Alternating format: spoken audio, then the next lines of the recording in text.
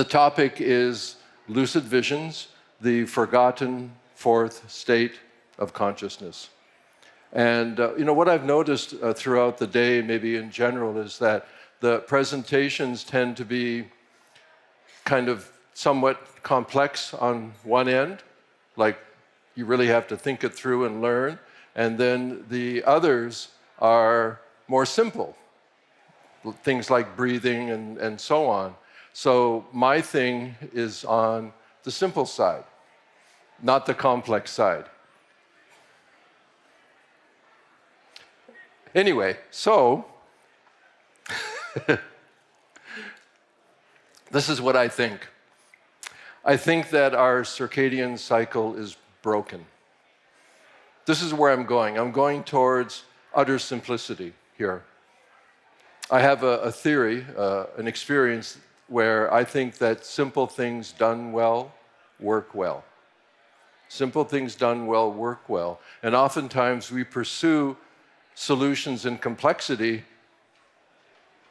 because the simple things aren't really done very well. So this is a pretty simple thing, but I also think it's quite profound as a thing. I think that there's a thief living amongst us, and I think the thief is electricity. Now, this is electricity right now, so it's not like a total thief, but I think that electricity in the form of artificial light is robbing us of darkness. I don't think we spend enough time in the dark. We have for millennia, and I don't think we do. How many of you recently have spent a significant amount of time totally awake in the dark?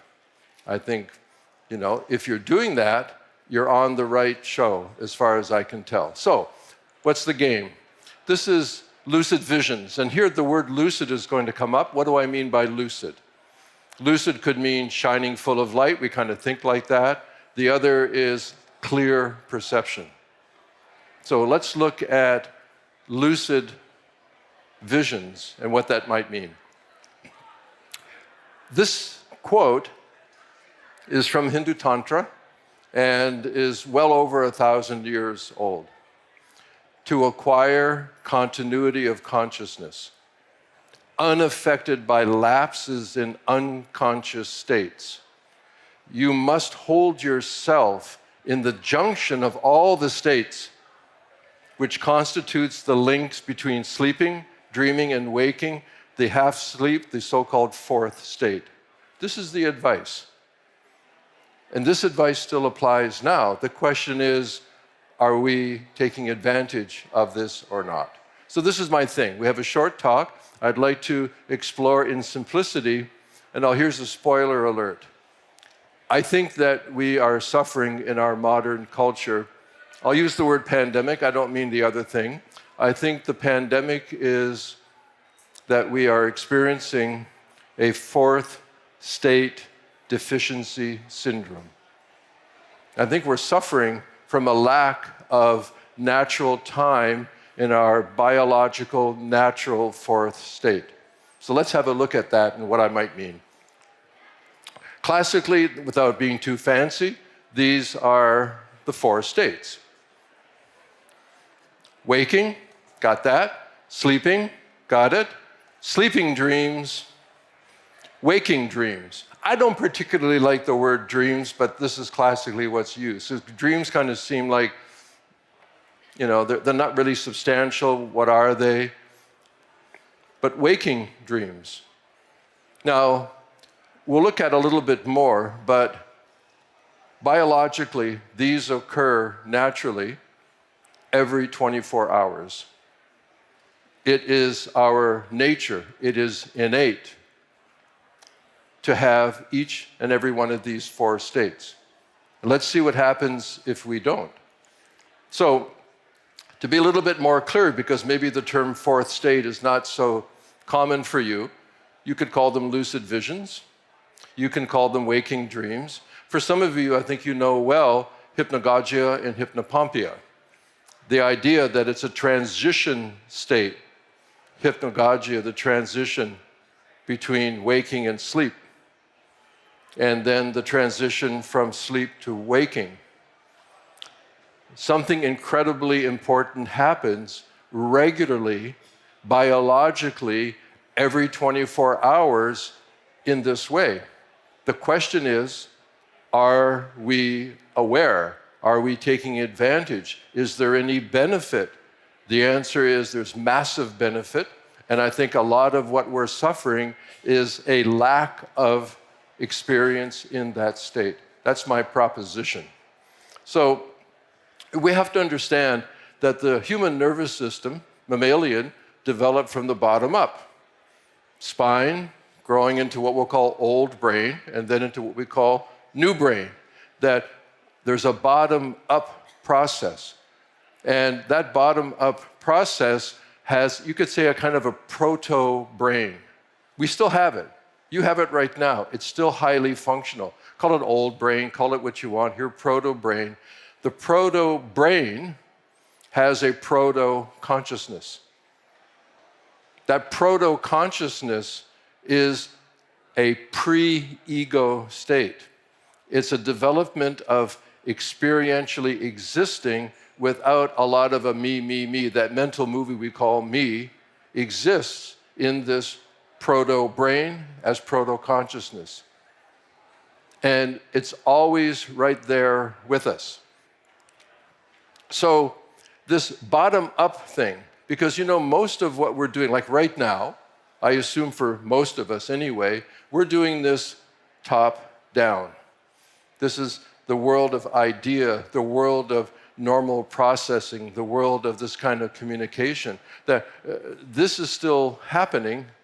However, the other needs to happen as well. It needs to happen every circle of the sun, every day, biologically. It's like, the vitamins, the minimum daily requirement. The minimum daily requirement for the fourth state happens transition, wake to sleep, and transition, sleep to wake. That's your minimum daily requirement. And of course, if you're not even taking advantage of that, you're not going to feel well. However, minimum daily requirements is not maximum health. And that's what we're going to have, I think, the appreciation that we have to spend time in this conceptual world, as we are right now, but we also have to shift into this perceptual world. We were saying a little bit, the gentleman was referring to when we were together, it's the shift from right now, instead of looking at me, simply see me. Don't look. There's no action involved. You don't have to do anything. I'm here. Your eyes work, I assume, right? So don't look at me. See me. Right now there's sound, right? Don't listen. Just hear it.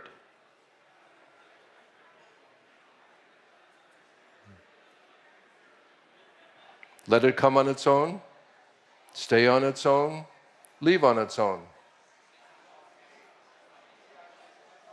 So these approaches are innate and natural. We don't exercise them too much.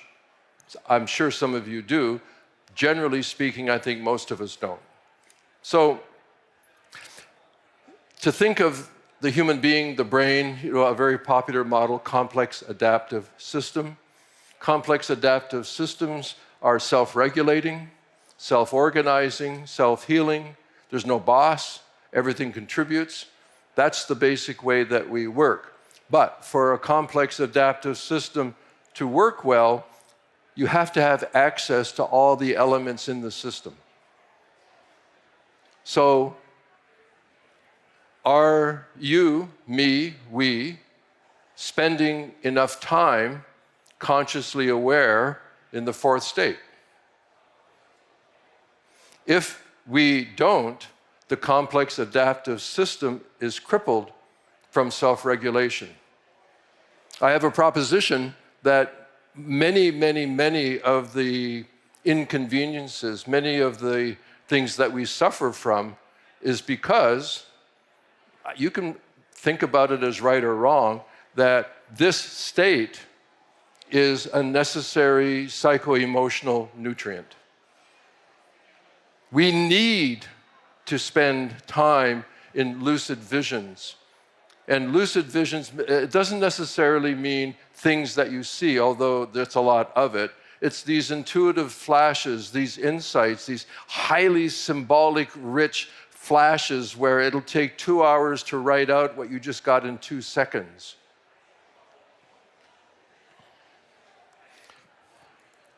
So, reflect on yourself.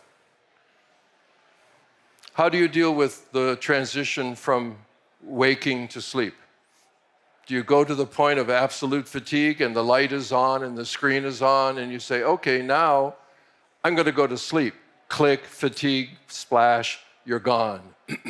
What about this gorgeous time of lucidity? What about that time where you get to see the solutions come to you? It's a simple practice.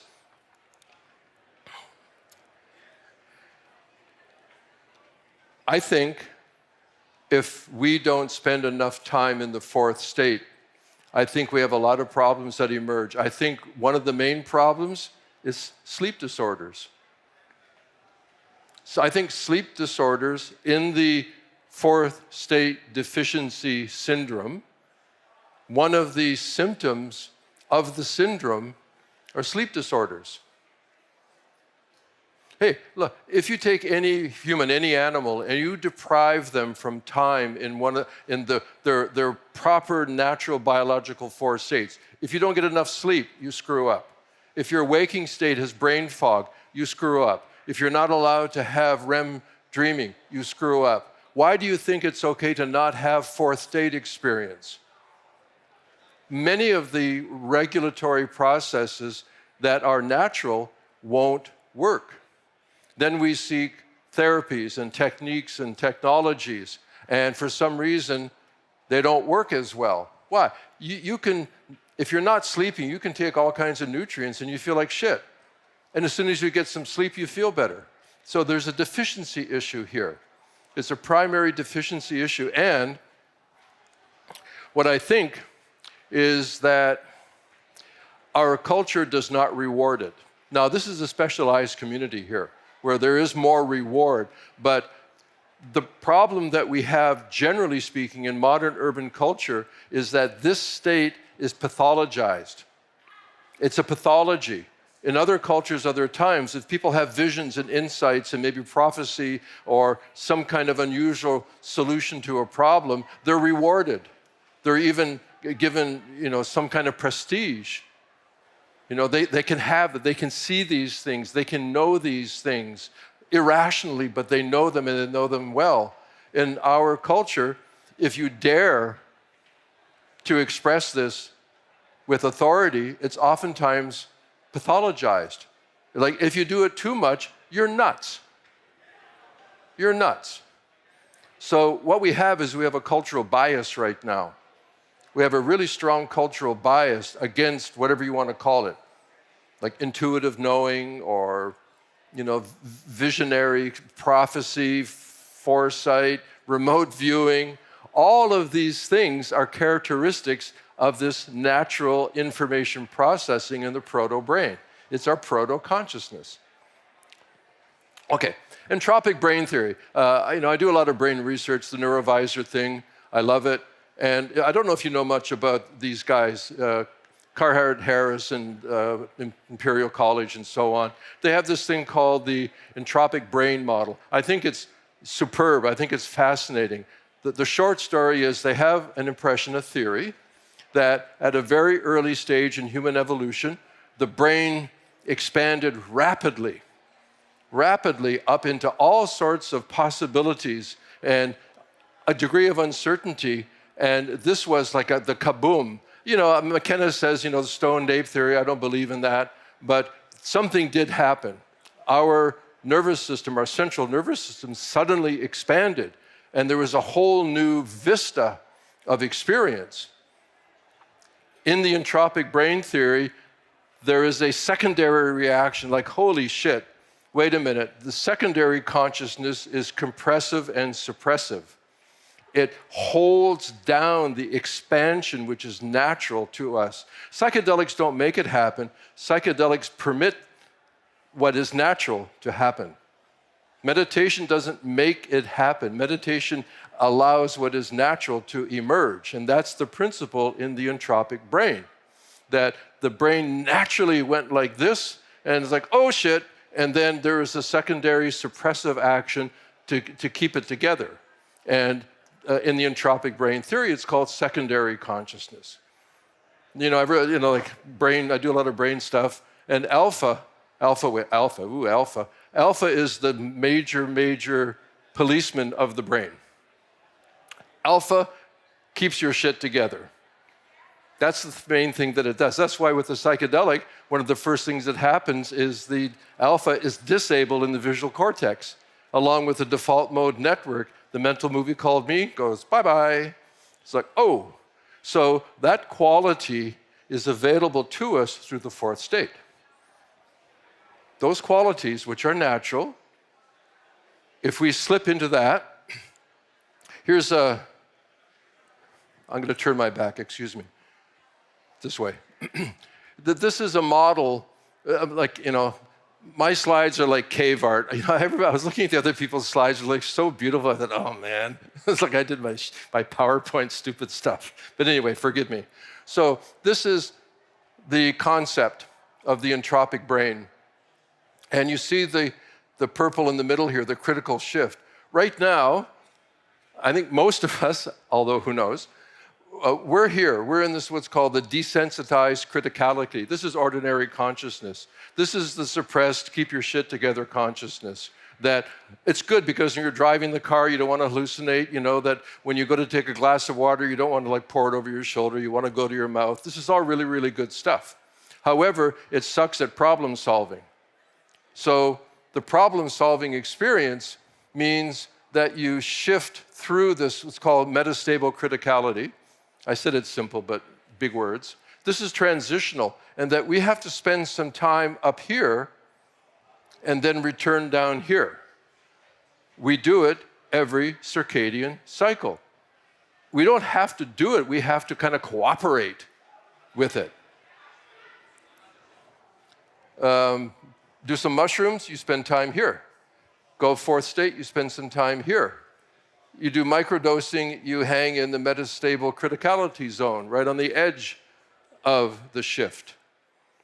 We are made to experience non-ordinary states of consciousness, so-called altered states. I said last night, just because something is uncommon doesn't mean it's abnormal.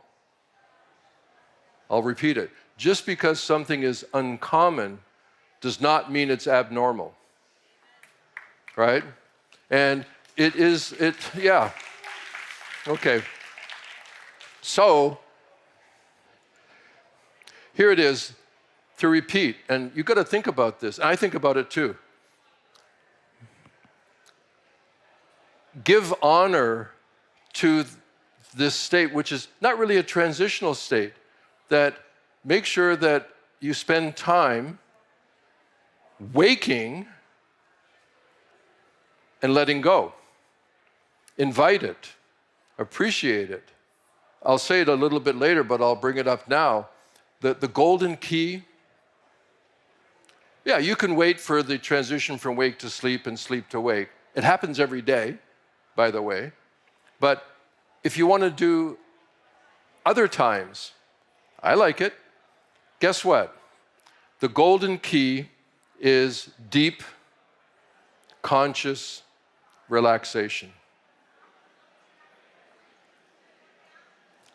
How good am I, at deep, conscious relaxation? Let it go, let it go, let it go, let it go, let it go. Keep letting it go and stay lucidly aware. Don't let yourself, in the hypnagogic, it's drowsy. It's easy to and you say, what happened? Oh, I'm gone. Practice. It's like, practice dying while you're alive. Practice being aware when you relax. That is the key. It's not the goal. It's not the goal, but it is the gateway. And that's the bitch. Because when you realize, I'm not very good at this. I'm not really very good. How much time do you spend in that? So, deep conscious relaxation. That's why I said that, my thing up here, Leslie was amazing. She's an amazing person. The information is like pow, wow for me. And it seems like sometimes we swing into the need for complexity, and sometimes then we swing back into the need for simplicity. And the learning experience is this oscillation between complex learning and simple learning. This is on the simple end. This is on the super simple end. Try in absolute darkness, or as dark as it can get around here. I flew in from Thailand. Like today is the first day that I'm warm. That's why I'm still wearing this thing, right? So dark, spend time when you're still fresh, in the dark, eyes open, deeper relaxation, deeper. Like what's the technique? There's no technique. You just stop doing shit. I swear, pardon me. You just stop doing what you normally do, right? And let it go, and let it go, and keep on letting it go, and see what happens. All of a sudden, it's like, oh, wow, boom, sheesh, boom, idea. It's like, wow, what is going on? That's your proto consciousness. That's the intuitive realization. And so many other things are waiting for us there. Totally waiting. So, one of the characteristics of the fourth state, also in hypnagogic and hypnopompic research, which is pretty good stuff these days, is very psychedelic in a sense. One of the things that happens in the fourth state is what we'll call it technically, the ego boundaries start to soften and melt. The mental movie of me kind of starts to evaporate. And then when that ego boundary starts to melt away, delicious information or inspiration or whatever you want to call it starts to happen. The question is, do you give it any validity? Oh, that's like weird shit in my head, right? It's like smoke, like some high sativa. It's like, the comic book thing. It's not like that. A little plug, the neurovisor. One of the reasons why in the neurovisor device is not a plug, that the signals change rather rapidly because that's the rate of hypnagogic fourth state imagery. Our proto-consciousness can process incredible volumes of highly symbolic, multi-layered experience very rapidly because you don't have to think this stuff. It's a way of knowing without thinking. You think about it later, but you don't have to think to make it happen. As a matter of fact, thinking about it too soon blocks it. It's like trying to remember a dream, that game. I had a dream, it's gone, I don't know, right? That's because, as I said, don't look, see. Don't listen, hear. And in the fourth state, simply be perceptual, not conceptual. You don't have to think to make it happen. It's not a thinking thing. You get thoughts about it later. And what you'll find, I'm saying as if you don't know, let's say you do know, but what I found is that the more time I spend in the fourth state, not necessarily right at that time, I'm a morning guy, right? And so I do this stuff, and I get up in the morning, and it's like, I don't like the word download, but it's used. Anyway, it sucks, but it's like at the download. It's like boom, boom, boom, boom, boom, boom, boom, boom, boom. Wow. Because of spending time there, the proto-consciousness is working this stuff out. And hey, guess what? If you spend more time here, and you can do it in different ways, meditative processes, breathing techniques, psychedelics, whatever. The fact is that all those things work because we're naturally made to experience them. It's not like you screw up the brain and it does funny things. It actually just lets the brain do what it can do, and it does it every day. It is the hero's journey. We experience the hero's, if you know Campbell, hero's journey. We naturally experience the hero's journey every 24 hours of our life on Earth. That's why it's the proto-myth. It's the proto-myth because that's the proto-brain, and that's the proto-consciousness, and that's the way that we adapt and learn. That's the way we self-heal. So this is my proposal. I already gave you the pitch. I think that we suffer from a fourth state deficiency syndrome. I think many of the reasons we have problems is because we don't have adequate time in this natural state. It's really pretty simple. And I do think that throughout an imagined history and evolution, we humans spent an awful lot of time awake in the dark. Caves, I mean, before electricity. This is a fascinating thing to me. Fire. You know that unless there's a lot of wind blowing, but natural fire from an organic wood, dung, whatever, it has a flicker rate. Flicker rate of a flame is alpha, 10 to 12 hertz. So when you're in the dark cave and you've got the fire and it's flickering, it tends to shift into a stable, calm, clear alpha. Then the fire goes out, and remember, alpha is the big policeman. It controls things down, calms everything down, and then for the fourth state, there's a slip and slide into bridge theta. You got to get out of alpha. It sucks. Into the theta, and the theta does this nesting thing with gamma, and it's like, I'm home. So this cruise is natural for us. So without fourth, without any of the states, things don't work very well. What happens if you have the syndrome? It's like I'm on a nuclear countdown thing here. It's like 3, 15, 14 seconds if you don't know what's up here. These are some of the things that happen if you suffer from fourth state deficiency syndrome. Decreases in creativity, intuition, imagination, blah, blah, blah. All the stuff that is like a hassle gets worse if you don't spend enough time there. To me, this is shocking. It's like, why didn't somebody teach me this like a long time ago, right? Why did they not even talk about it? Why is it like weird? Why is it an altered state? You know, why didn't somebody teach me that it was really important to deeply conscious relax? I don't know, it didn't happen. So it's normal. This is the thing. And if nothing else, just try this out any way that you can. Keep letting go, keep letting go, keep letting go, and stay conscious. See like, wow, what's going to be there? So what's the trick? What's the key? Be open, be receptive. I guess there's a lot of trust involved there too, at a certain level. Open and receptive. Try. Somebody who already raised your hand, I'm very proud of you. I'm not proud of you. I'm happy for you that spending time awake in the dark. Some of you know about the dark retreats and the whole thing. I practice in those traditions, and it's like amazing. It's amazing what happens when you're awake in the dark.